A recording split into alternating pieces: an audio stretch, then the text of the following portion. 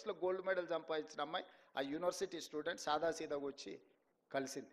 ఒక అమ్మాయి చిన్న పాపులేషన్ ఉన్న సౌత్ కొరియాలో 3 గోల్డ్ మెడల్ 32 మెడల్స్ సాధిస్తే 140 కోట్ల జనాభా ఉన్న మనం ఒక్కటి కూడా సాధించలేదంటే మనం ఆత్మ పరిశీలన చేసుకోవాల్సిన అవసరం ఉందా లేదా ఆలోచించేయండి మిత్రులారా. అందుకే ఈరోజు చదువుతో పాటు క్రీడలకు కూడా ప్రాధాన్యత ఇవ్వాలని క్రికెట్లో వరల్డ్ కప్ సాధించిన సిరాజుద్దీన్ మన హైదరాబాద్ యువ క్రికెటర్ని అతను చదువుకున్నది ఇంటర్మీడియటే. అతనికి ఉద్యోగాలు ఇవ్వాలంటే నిబంధన అడ్డం వచ్చింది.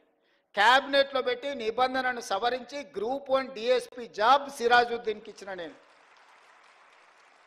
నిఖత్ జరీన్ బాక్సింగ్లో నిజామాబాద్ ఒక అత్యంత poorest of the poor minority family girl బాక్సింగ్లో రాణిస్తే ఆ అమ్మాయిని నిఖత్ జరీన్ 2 కోట్ల రూపాయల నగదు ఇవ్వడమే కాకుండా గ్రూప్ 1 జాబ్ డిఎస్పీ జాబ్ ఆ అమ్మాయికి ఇచ్చిన.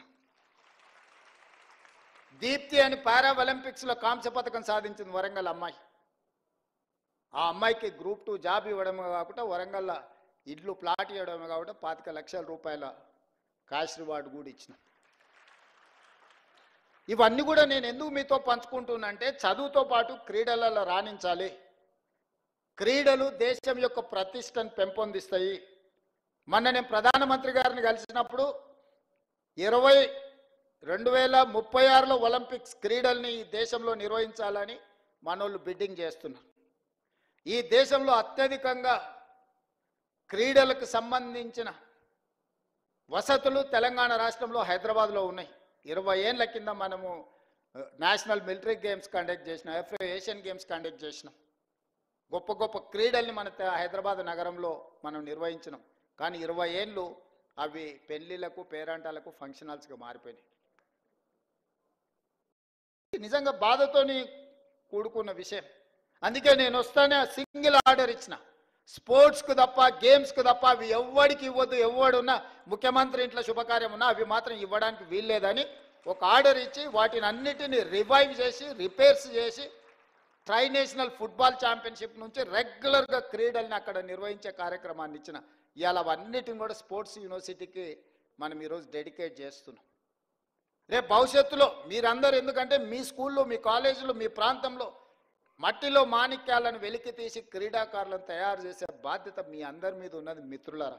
మీరందరూ దృష్టిలో పెట్టుకోండి. చదువుకోవడం ఉద్యోగం సాధించడమే కాదు, దేశ గౌరవ ప్రతిష్ట పెరగాలి అంటే కూడా ఇతర రంగాలలో మనం రాణించాలంటే మీరు గుర్తించాలి. విద్యార్థులలో ఉన్న నైపుణ్యాన్ని మీరే గుర్తించగలరు. తల్లిదండ్రుల కంటే ఎక్కువగా మీరు వాళ్ళతో మీతోనే ఎక్కువ సమయం ఉంటారు, మీరే గుర్తించగలుగుతారు.